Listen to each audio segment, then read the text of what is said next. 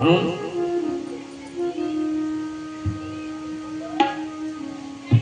की सच्चिदानंद रूपाय विश्वोत्पत्त्यादिहेतवे तापत्रय विनाशाय श्रीकृष्णाय वयं नमः। श्रीकृष्णाय वयं नमः। सच्चिदानंद रूप जो सच्चिदानंद स्वरूप परमात्मा आहे त्या परमात्म्याच्या चरणी दंडवत नमस्कार आहे। वयं नमः। कसा आहे तो परमात्मा? सच्चिदानंद। सच्चिदानंद म्हणजे सतघन चित्तघन आनंद घन आहे। सत म्हणजे तो सत्य आहे, सत म्हणजे तो सत्य आहे, चित आणि प्रकाशमान आहे, आणि आनंद आनंद स्वरूप आहे। कसा आहे तो? आनंद स्वरूप। सत म्हणजे या जगात परमात्मा सोडलं तर सगळं मिथ्या, सगळं खोट आहे। सत्यतो सत्यतो सत्यतो विठ्ठला। जगात सत्य गोष्ट जर काय असेल, खरी गोष्ट, तर तो परमात्मा आहे। परमात्मा सोडलं की सगळं खोट आहे। आणि पहा, मला जर खोटं वाटत असेल तर ज्यावेळेस भगवान श्रीकृष्ण परमात्मा प्रकट झाले म्हणण्यापेक्षा ज्यावेळेस गर्भामध्ये आहे, म्हणजे गर्भस्तुती देवतांनी गायलेली, त्या गर्भस्तुतीमध्ये परमात्म्याचं वर्णन केलं। ते काय केलंय? सत्यव्रतम सत्य परम त्रिसत्य सत्यस्य योनी निहितं च सत्यं सत्यस्य सत्यमृत सत्यनेत्रं सत्यात्मकं त्वां शरणं प्रपन्नः। गर्भस्तुती करत असताना देवतांनी जे वर्णन केलं ते सत्य म्हणून केले, म्हणून असा सत्य परमात्मा, त्याच्या ठिकाणी नमस्कार, त्याला नमस्कार। तो चित्त, चित्त म्हणजे प्रकाशमान, प्रकाशमान म्हणजे स्वयं प्रकाशमान आहे। दुसऱ्याच्या प्रकाशाची त्याला गरज नाही। देव येतो, आम्हाला जर अंधारा पडला, लाईट गेली की आम्हाला दुसऱ्याच्या प्रकाशाची गरज आहे। लगेच बॅटरी कुठे? आम्हाला जर प्रकाश पाहिजे असेल तर आम्हाला दुसऱ्याची गरज आहे। परमात्मा स्वयं प्रकाशमान आहे, त्याला दुसऱ्याच्या प्रकाशाची गरज नाही। आणि चित्त आणि आनंद, आनंद आहे, आनंद स्वरूप आहे। किती आनंद!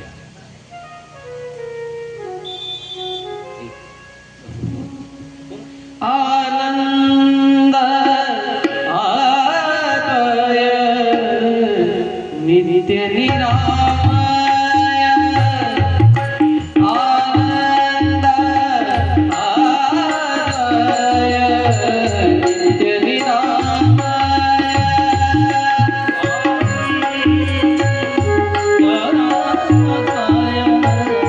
नित्य निरामय। नित्य निरामय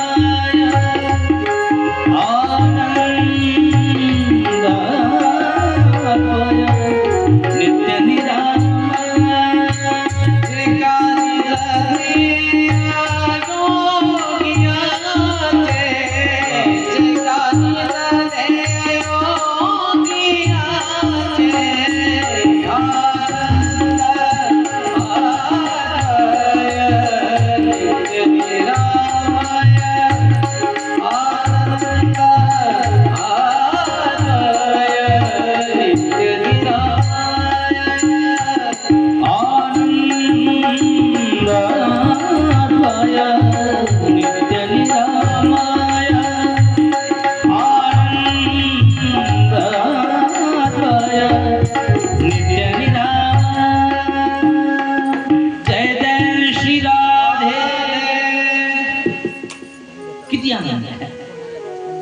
ज्या परमात्म्याची आपण कथा ऐकतो ना, ज्या परमात्म्याची कथा आपण ऐकणार आहोत, तो परमात्मा कसा आहे? आनंदात आहे। कधी मध्ये आनंदी नाही, कधी मध्ये निरामय नाही, नित्य निरामय, नित्य काय म्हणून पहा, या जगात असे शब्द आहेत, प्रत्येक शब्दाचा विरुद्धार्थी शब्द आहे। सरोजी महाराज, असा एकही शब्द नाही की त्याच्या विरुद्धार्थी शब्द नाही। पण आनंद एकमात्र असा शब्द आहे की त्याला विरुद्धार्थी शब्दच नाही। जसं की दिवस असले की काय होते पुढे? रात्र। काळा गोरा, तुम्ही सगळे लावून घ्या, काही सांगण्याची गरज नाही। पण आनंद हा एक असा शब्द आहे की त्याच्या विरोधात शब्द नाही. हा गणित असं तर सांगा नाही. व्याकरण सांगितलं नाही आहे नाही काय त्याने सांगितलं निरानंद. आनंदाचा विरोधाचे शब्द निरानंद. त्याला सांगितलं तसं नाही, ते निरतू लावलाय आनंद जशीच्या तसं. म्हणून हा आनंद जो आहे त्या विरुद्धात ते शब्द नाही. म्हणून ज्यावेळेस भगवान श्रीकृष्ण परमात्मा प्रकट झाले त्यावेळेस नंद घर कृष्ण भयो नाही, दशरथ घर राम भयो नाही, नंद घर आनंद भयो. म्हणजे नंदाच्या घरी कृष्ण आलाय, नंदाच्या घरी साक्षात आनंद अवतरला. हा त्याचा अर्थ आहे. सच्चिदानंद रूपाय विश्वोत्पत्त्यादि हेतवे तापत्रय विनाशाय श्रीकृष्णाय वयं नमः. असा आनंद स्वरूप परमात्मा. तापत्रय विनाशाय आध्यात्मिक, आदि भौतिक, आदि दैविक असे 3 प्रकारचे तापे आहेत. त्या परमात्म्याला शरण गेली की काही होण्याचं सामर्थ्य आहे. कालेद्रेपी यत्तिष्ठति तत्सत् आनंद असं म्हणतात. ही वेदाचे शब्द आहेत. श्रुती स्मृती अनेक पुराणे पळवणी जाणे हे सत्य. हे मी बोलत नाहीये. हे श्रुती पुराण वेद शास्त्रात हे म्हणणं आहे. तो आनंद स्वरूप आहे. आणि अशा आनंद स्वरूप परमात्म्याला जर आपण शरण गेलो त्याची कथा ऐकली की ते मुक्त देणारी आहे. परमात्मा एक स्वभाव मी तुम्हाला सांगतो का, म्हणजे मी तुम्हाला 7 दिवस सांगणारच आहे. परमात्म्याचा एक स्वभाव आहे, तो त्याच्याकडे जातो ना तो त्याला त्याच्यासारखं बनवतो. तर तुम्हाला मुक्ती पाहिजे, आनंद हे त्याच्यात लपलंय. काय पाहिजे तुम्हाला? आनंद. हा मावशी काय पाहिजे? आनंद. आनंदी कोण आहे? आनंदी कोण आहे जगात? आनंदी कोण आहे? देव. आताच बोलले मला आनंद अद्वय नित्य निरामय. हा आनंदाचा गंध उभा पांडुरंग. आनंदाचा गंध उभा पांडुरंग. आनंदाचा गंध उभा पांडुरंग. आनंदाचा गंध उभा पांडुरंग. गोपाळाच्या संग होता उभा आनंदाचा गंध उभा पांडुरंग. आनंदाचा गंध उभा पांडुरंग. आनंदाचा गंध उभा पांडुरंग. आनंदाचा गंध उभा पांडुरंग. आनंद म्हणून ऐका, परमात्म्याचा सगळ्यात मोठा स्वभाव आणि सगळ्यात गोड स्वभाव हा आहे की तो समोरच्या व्यक्तीला त्याच्यासारखं बनवतो. तो आनंदी आहे ना. मग तुम्हाला जर आनंद पाहिजे असेल तर त्याच्याकडे जा, तो त्याच्यासारखं बनवतो. काहीला नित्य निरामय कायम राहायचंय, अमर व्हायचंय. अमर व्हायचं असेल तर त्याच्याकडेच जा. तो स्वतः नित्य निरामय, तो स्वतः अमर आहे. तो स्वतः अमर असल्यामुळे त्याच्याकडे सामर्थ्य आहे. तो स्वतः आनंदी असल्यामुळे ते त्याच्याकडे सामर्थ्य आहे. आम्हाला आनंद व्हायचा आहे, आम्हाला आनंदाची अपेक्षा आहे आणि आम्ही जातो कुणाकडे? जो दुःखी आहे त्याच्याकडे. कसं मिळेल? ज्याच्याकडे जे असतं ते मिळत असतं. ज्याच्याकडे जे असतं ते मिळत असतं. म्हणून कृपा करून ज्याला आनंद पाहिजे, ज्याला मुक्ती मोक्ष पाहिजे, सुख हवंय, त्याने कृपा करून परमात्म्याकडे जा. इकडे तिकडे जाणे तुम्हाला ते मिळणार नाही. म्हणून तुम्हाला जर हे सगळं पाहिजे असेल तर त्यासाठी अनुसरण सुद्धा त्याचंच करावं लागेल. आचरणाला फार महत्व येते. फक्त ऐकायचं नाही, हे कथा झाली की लगेच झटकून पडायचं, तसं करायचं नाही. जे ऐका, आम्ही प्रयत्न करू. आम्हाला परमात्म्याकडे आमची एवढी विनंती आहे की कथा सोडून आमच्या तोंडातून दुसरं काही निघलं नाही पाहिजे. आणि तुम्ही सुद्धा हे प्रयत्न करा की जे चांगलं आहे ते आपल्याला मिळालं पाहिजे. आचरणाला, परमार्थामध्ये आचरणालाच महत्व आहे मला. बाकी तुम्ही किती त्याला का फारसं महत्व नाही. आचरण तुम्ही त्याला किती त्याचं अनुसरण करता त्याला फार महत्व. त्या महाभारताचा प्रसंग आहे पहा, ऐकलं असेल तुम्ही. काही लोकांना फक्त पाठांतर करायचं असतं. ते पाठांतर लय पाठ आहे महाराज, लय पाठ आहे. आचरणात किती आहे? आचरणात किती? आचरण अरे परमार्थामध्ये तरी व्यवहाराला सोडा तिकडे, व्यवहारात काही नाही. आपण परमार्थामध्ये आहोत. आपण जर व्याज गादीवर बसलो आहोत तर परमार्थाची गोष्ट करावी. आपला परमार्थ किती आचरणात आहे, आपण परमार्थामध्ये किती त्याचं आचरण करतो, त्या महाभारतात आधी घडलेला प्रसंग आहे. काय झालं? गुरुकुल चालवतो. गुरुकुल कौरव आणि पांडव दोघे लहान असताना दोघी एका गुरुकुलात शिकायला. द्रोणाचार्य शिकवायचे. द्रोणाचार्य शिकवतो. त्याने शिकवत असताना एक दिवस असं झालं की द्रोणाचार्य सांगितलं, विद्यार्थ्यांना मी तुम्हाला नवीन पाठ शिकवणार आहे. काय शिकवणार आहे? नवीन पाठ शिकवणार. काय असतं मला पोरांना कौतुक वाटतं, आनंद वाटतो. काहीतरी नवीन म्हणलं की मजा येते पोरांना. लहान लहान कौरव पांडव. मग त्याने द्रोणाचार्य सांगितलं, मुलांना मी तुम्हाला नवीन पाठ शिकवणार आहे. विद्यार्थ्यांना आनंद वाटला, कौतुक वाटलं, कुतूहल वाटलं. गुरुजी काय नवीन पाठ सांगा बोला. आणि द्रोणाचार्याने सांगितलं, विद्यार्थ्यांनो नवीन पाठ असा आहे, चांगले बसा म्हणले, चांगला ऐका. विद्यार्थ्यांनो आजचा पाठ असा आहे आणि विशेष पाठ आहे. हा जीवनामध्ये अत्यंत महत्वपूर्ण पाठ आहे. विद्यार्थ्यांनो क्रोधम मा करू. विद्यार्थ्यांनो आजचा पाठ सांगतोय क्रोधम मा करू. म्हणजे विद्यार्थ्यांनो कधीच रागवू नये.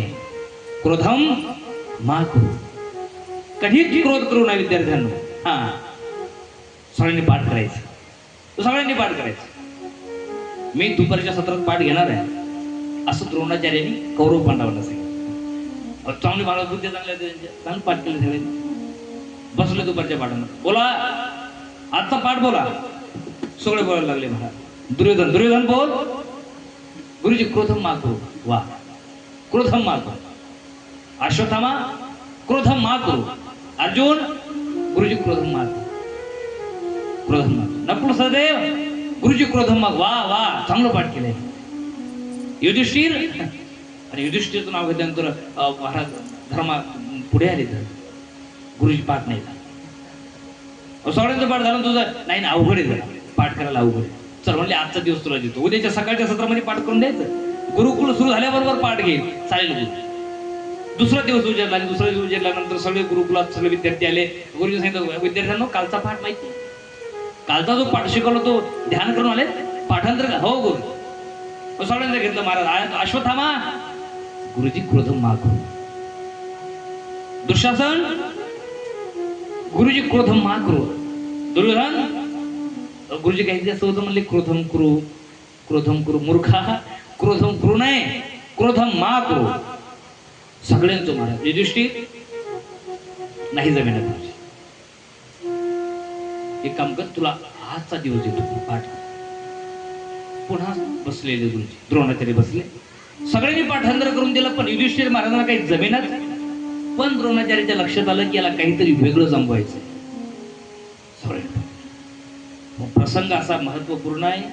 महाराज लहान लहान असणारे पांडव, कौरव पांडव मोठे झाले, उपवर झाले, लग्न झालं. आणि लग्न होऊन महाराज युद्धाचा प्रसंग आहे. युद्धाचा प्रसंग आहे. आणि युद्धाचा प्रसंग चालू असताना महाराज द्रोणाचार्य सेनापती आहे, गुरु सेनापती आहे. आणि गुरु द्रोणाचार्य सेनापती असल्यानंतर ज्यावेळेस होते त्यावेळेस त्यांना व्यूहरचना केली, चक्रव्यूह रचला. आणि त्या चक्रव्यूहामध्ये अभिमन्यूला मारले. चांगला आहे का बरं, मी तुमच्यासाठी सांगतोय. चक्रव्यूह रचला आणि त्यामध्ये अभिमन्यू एकाला मारण्यासारखा नव्हताच तो. सगळ्यांनी महाराज कौरवांनी मिळून त्या अभिमन्यूला मारलेलं.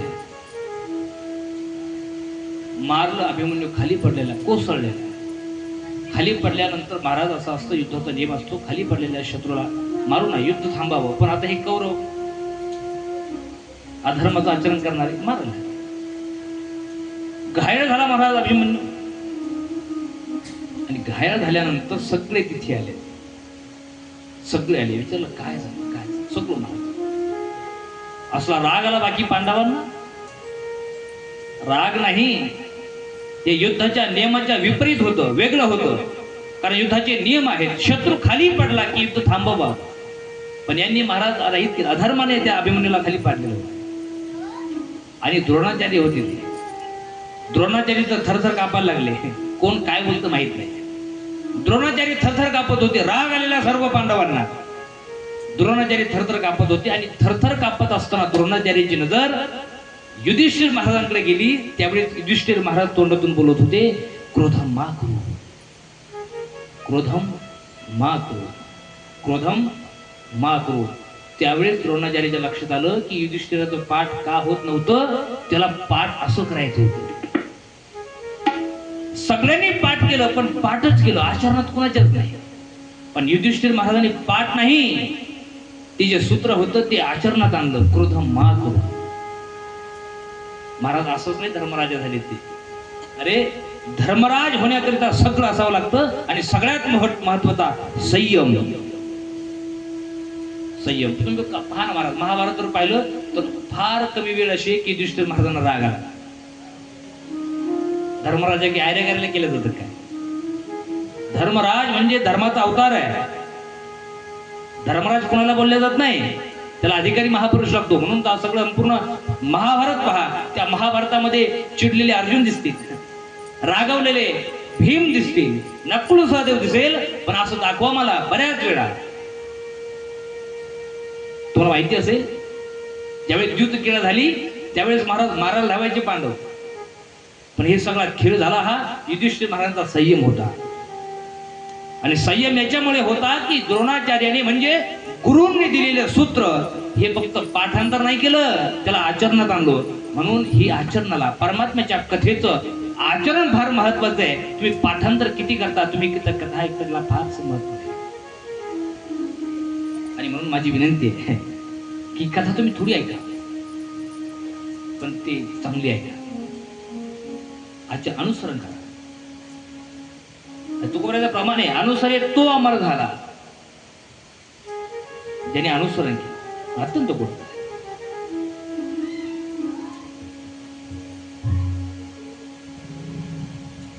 नैमिषारण्य भूमीमध्ये ही कथा चालू आहे. आणि नैमिषारण्य भूमीमध्ये सूतजी महाराज 88,000 सौनकादी ऋषींना ही कथा सांगतायत.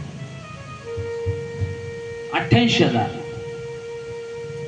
आणि कौतुक पहा या कथेचं, जे सांगणारे आहेत ते 21 वर्षाचे आणि जे ऐकणारे आहेत ते हजार वर्षाचं त्यांचं वय आहे. पण धनवृद्धा बलवृद्धा आयुर्वृद्धा तथैवच ते सर्वेपि ज्ञानवृद्धाश्च किंकिरा शिष्य किंकिरा. हे महत्व आहे. कोणी ज्ञान, अरे कोणी बलाने मोठं असेल, कोणी धनाने मोठं असेल, कोणी आयुने म्हणजे वयाने मोठे असेल, पण जे ज्ञानाने मोठे आहेत तेच मोठे आहेत, असं या खूप गोड इथे वर्णन केलेलं आहे. म्हणून सूत महाराजांचं वय फक्त 21 वर्षाचं आहे, पण 88,000 सौनकादी ऋषी हजारो वर्ष वय असणारे चरण धरतात. चरण आणि चरण धरल्यानंतर त्यांचा प्रश्न आहे, अज्ञानध्वंत विध्वंस कोटी सूर्य समप्रभ सुदख्या ही कथा सारम मम कर्ण रसायन. हे सूतजी महाराज, अज्ञानध्वंत विध्वंस, आमचं अंतकरण अज्ञानरूपी अंधकाराने व्याप्त झालेलं आहे. अज्ञानरूपी अंधकाराने व्याप्त झालेले हे अंतकरण आमची इच्छा आहे की तुमच्या कृपात गिरणं, कारण तुमच्याकडे एका सूर्याप्रमाणे नाही, कोटी सूर्य समप्रभ. तुमच्याकडे ज्ञान कसं आहे, एका सूर्यासारखं नाही, कोटी सूर्याप्रमाणे ज्ञान आहे. सुतक्या ही कथासारम.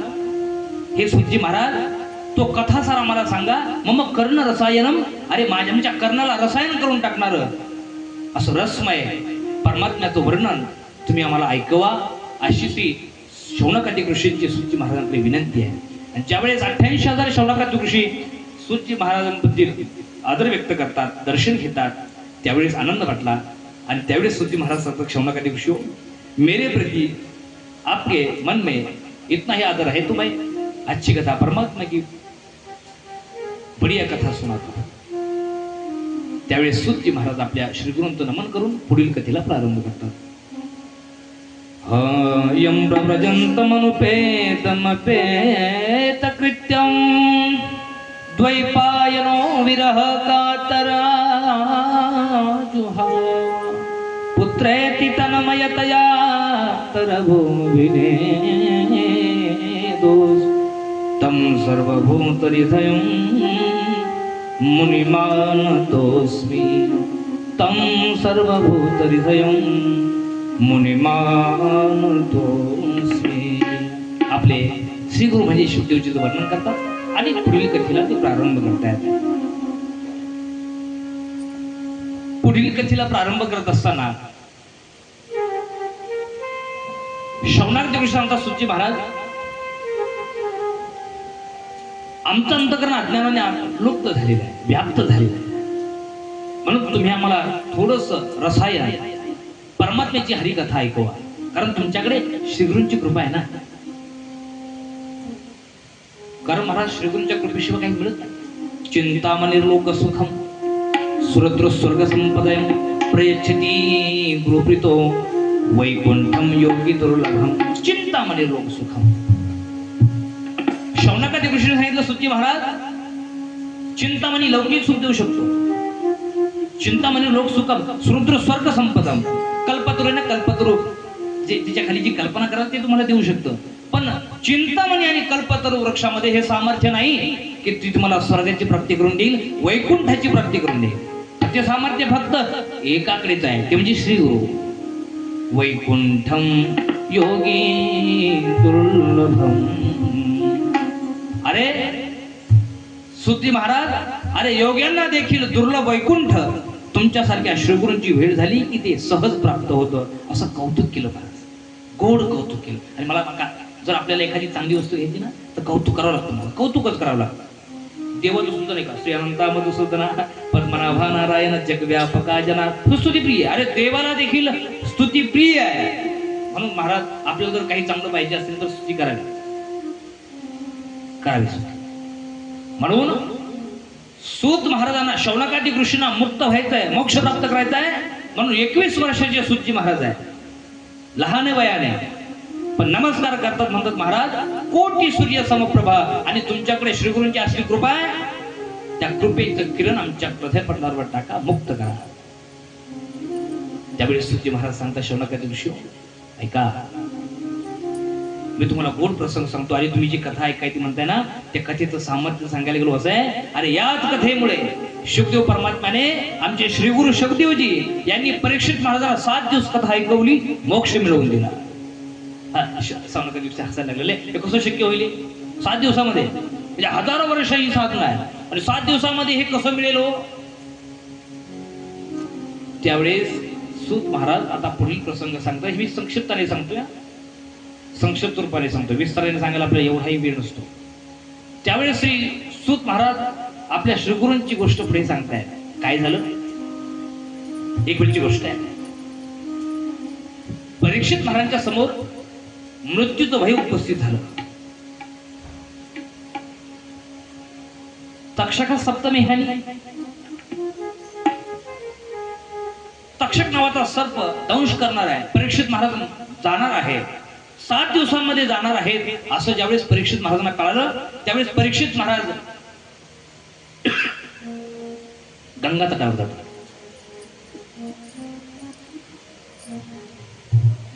आणि परम भाग्य आहे श्री परीक्षित महाराजांचं की त्यांना शुकदेवजींची भेट झाली.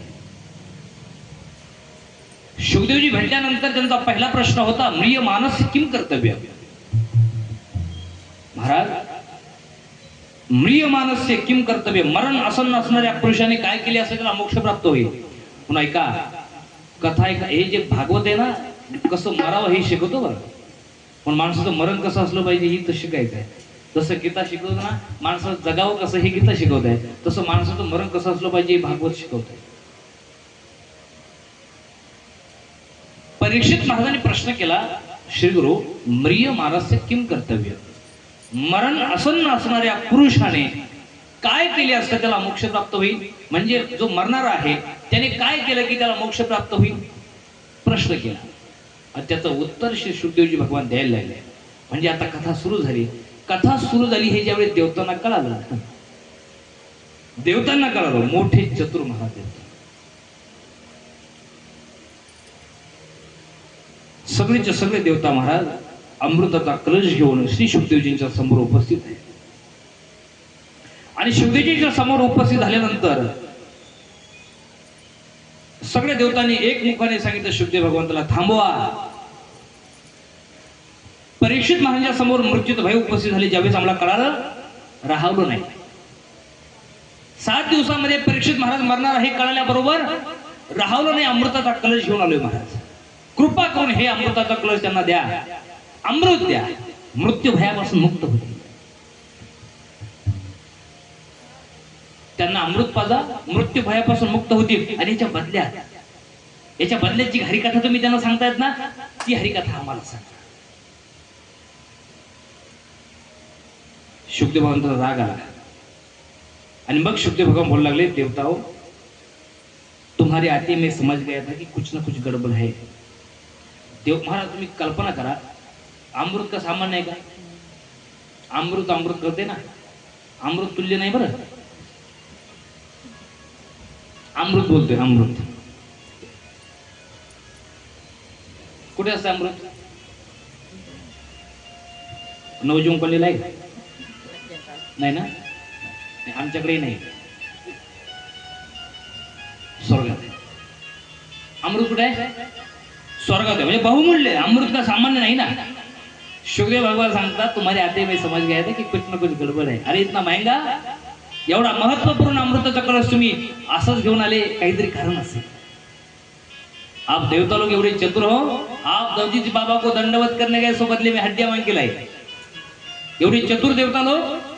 ज्यावेळेस वृत्तासुर नावाच्या राक्षसाने स्वर्गावर आक्रमण केलं, महाराज पळता भुई थोडी झाली देवता लोकांना. काय करावं म्हणून देवगुरु बृहस्पतींकडे गेले आणि विचारलं काय करावं. त्यावेळेस बृहस्पतीने सांगितलं, दधीची महाराजांची हाडाची शस्त्र करा. तुम्हाला जर त्या वृत्तासुराला मारायचं असेल तर एवढा सोपा नाही. त्या दधीची महाराजांच्या हाडाची शस्त्र करा, त्या शस्त्राने अस्त्राने जो मरणार आहे. म्हणून हे महाराज, हे चतुर देवता लोक दधीच महाराज दंडवत करायला गेले, नमस्कार केला आणि म्हणले, महाराज तुमची हाडं आम्हाला द्या ना. म्हणजे एवढे चतुर तुम्ही अमृताचा कलश घेऊन आले परीक्षित महाराजांसाठी नाही. याच्यात काहीतरी तुमचं काहीतरी असेल, काहीतरी लपलं असेल, हित लपलं असेल. राग आला मला शुकदेव भगवंताला.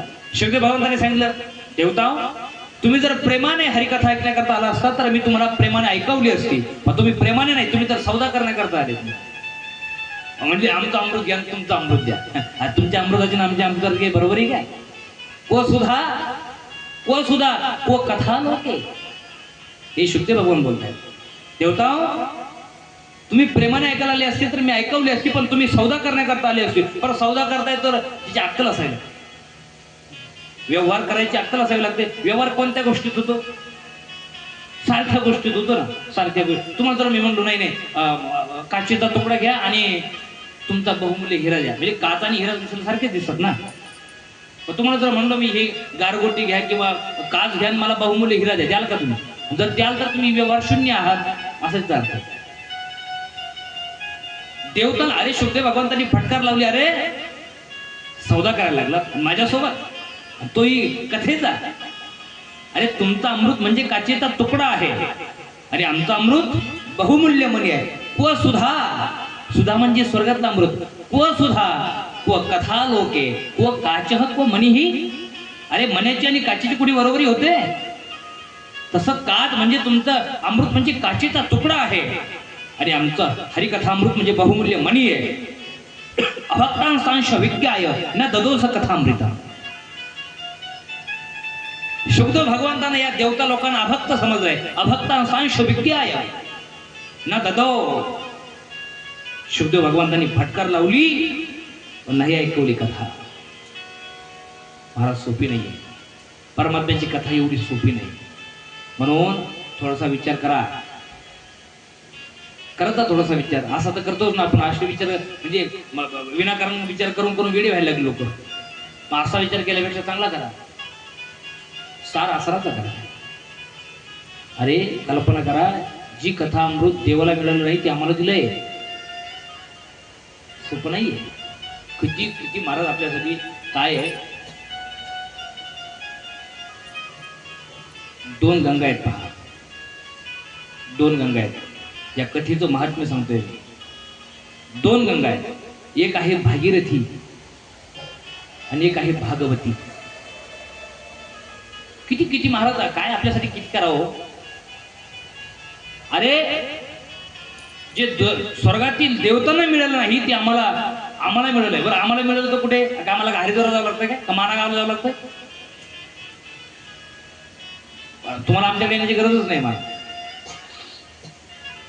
कथा तुमच्याकडे येते, कथा तुमच्याकडे येते. दोन गंगा आहेत, एक आहे भागीरथी आणि एक आहे भागवती. भागीरथी गंगा कुठे आहे? हा, भागीरथी गंगा कुठे आहे? बोलत नाही का तुमच्याकडे? भागीरथी गंगा कुठे आहे?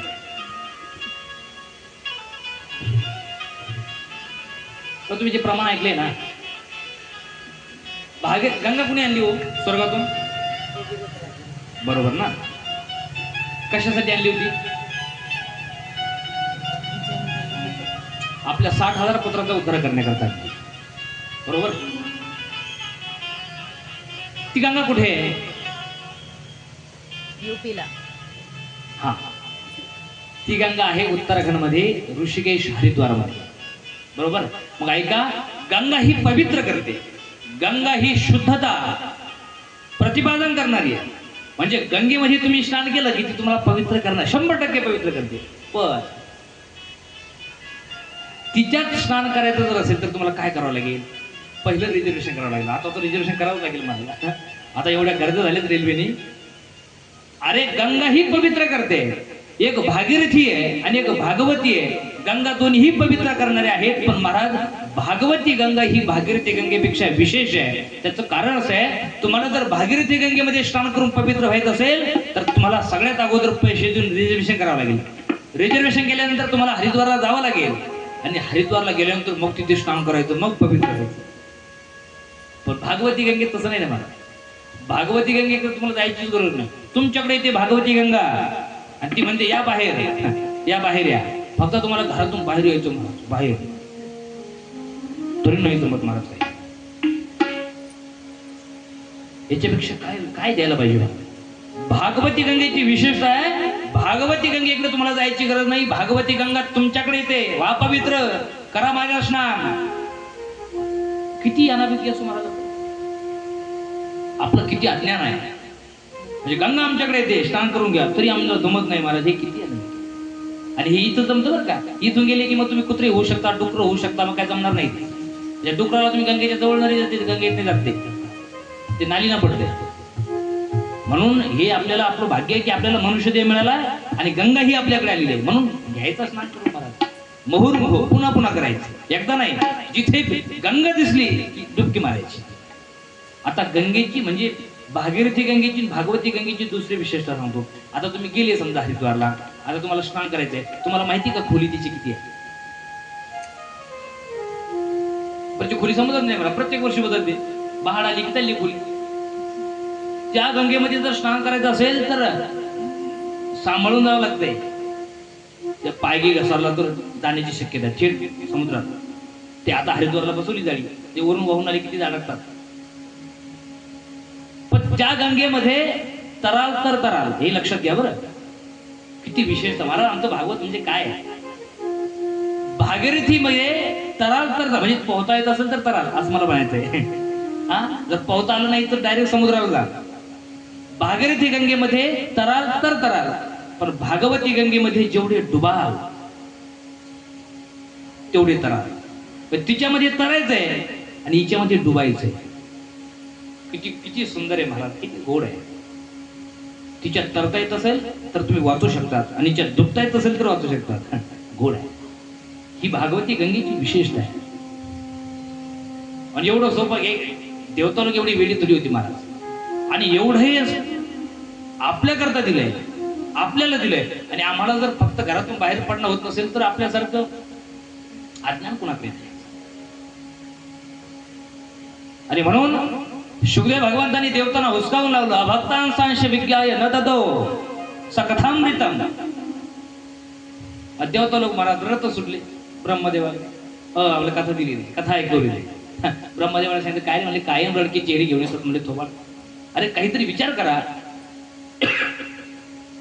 जी कथा तुम्हाला दिली नाही ते सामान्य लोकांना काहीतरी असेल ना. जर काहीतरी असेल तर 7 दिवसामध्ये काय 7 दिवस कथा ऐकून त्या परीक्षित महाराजांवर काय परिणाम होतो हे कळालं की तुझून पुढे विचार करू लयच लढायला लागता म्हणते. पण ऐकावर आहे, ज्या वेळेस 7 दिवस परीक्षित महाराजांनी कथा ऐकली आणि 7 दिवसानंतर परम पद प्राप्त करते हुए ब्रह्माजी ने देखा तो आश्चर्यचकित राहिले. 4 मुगे महाराज पण चक्रात पडले 7 दिवसामध्ये. असं काय आहे या श्रीमद भागवतामध्ये की 7 दिवसामध्ये मोक्ष प्राप्त करून दिली आहे. राज्य मोक्षम तथा वीक्ष पुराधातापि विस्मितः सत्यलोके तुलां बद्ध्वा तोलयत् साधनान्यजः. ब्रह्म आश्चर्यचकित रह गए. आश्चर्यचकित झाले की या परीक्षितीला 7 दिवसामध्ये मोक्ष प्राप्त झाला श्रीमद भागवत ऐकून. असं या श्रीमद भागवतामध्ये काय आहे तर सत्यलोके तुलां बद्ध्वा तोलयत् साधनान्यजः. त्यांनी तराजू घेतली, तराजू, आणि त्या तराजूमध्ये एका पारड्यामध्ये अनेक ग्रंथ ठेवले आणि दुसऱ्या पारड्यामध्ये फक्त श्रीमद भागवत ठेवले. हे मी सांगत नाही, श्री व्यासजी महाराजांनी. राज्य मोक्षम तर तथा विश्व पुराधातापि विस्मितः सत्यलोके तुलां बद्ध्वा. तुलां म्हणजे तराजू, तुलां बद्ध्वा तोलयत् साधनान्यजः.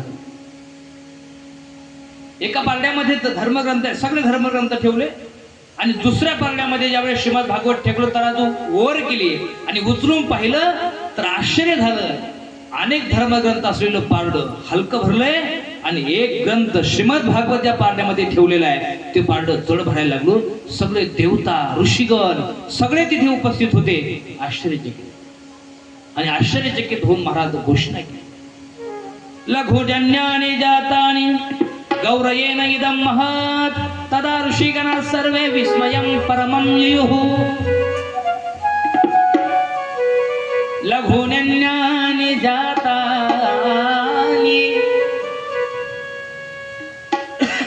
तदा ऋषिगणाः सर्वे विस्मयं. अरे आणि आश्चर्यकारक गोष्ट होती ना. एक ग्रंथ असलेलं पारडं जर जड भरायला लागलं, धर्मग्रंथ ठेवलेले पारडं हलकं भरायला लागलं, विस्मय झाला. आणि महाराज त्या देवतांनी घोषणा केली, मैने रे भगवत रूपम. कथा सर्वश्रेष्ठ आहे, परमात्म्याची हरिकथा सर्वश्रेष्ठ आहे असं ज्यावेळेस कळालं त्यावेळेस एक प्रश्न आहे श्री शौनकादी ऋषींचा. महाराज ठीक आहे म्हणजे कळालं आम्हाला महात्म्य, पण ही जी 7 दिवसाची परंपरा आहे ही परंपरा कधीपासून सुरू झाली? तुम्ही सांगता ना की 7 दिवसामध्ये परीक्षित महाराजांनी कथा ऐकली आणि मोक्ष प्राप्त झाला, हे ठीक आहे म्हणले.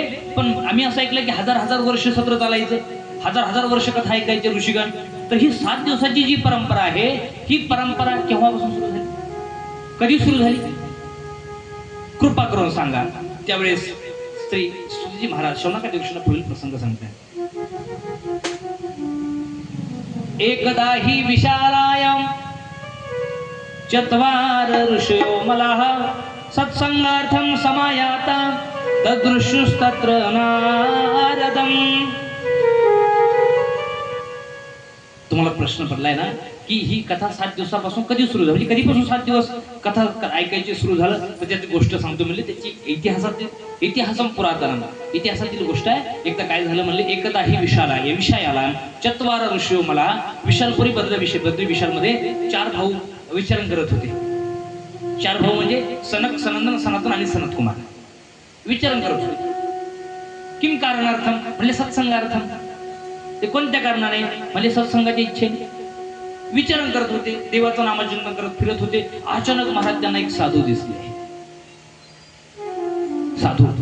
साधू दुसरे तिसरे नाही, प्रथम श्रेणीचे म्हणजे प्रथम क्रमांकाचे साधू श्री नारदजी.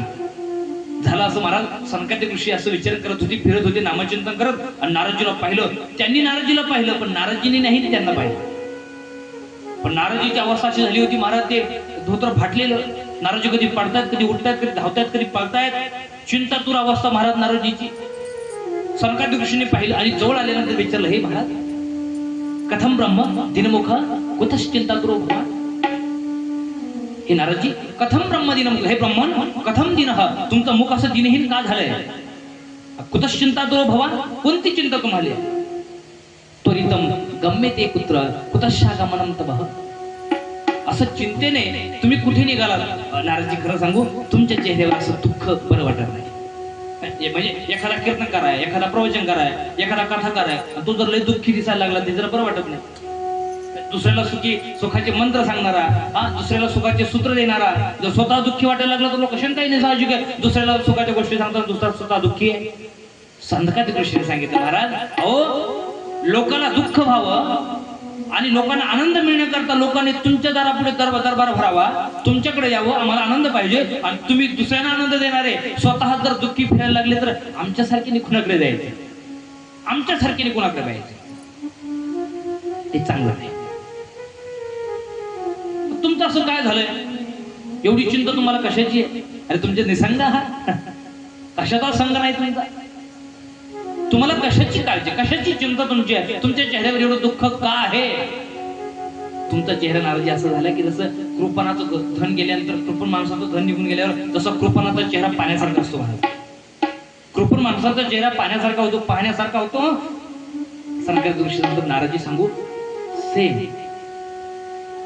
जसं तुमचं धन निघून गेले आणि तुमचं धन चोरीला जाण्यासारखं नाही. नाराजी, तुमच्याकडे असं धन आहे की त्या धनाची चोरी कोणीच करू शकत नाही.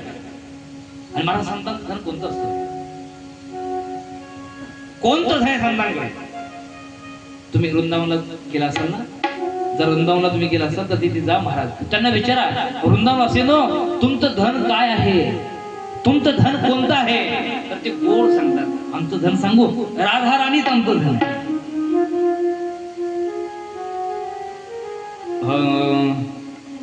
हमारो धन राधा.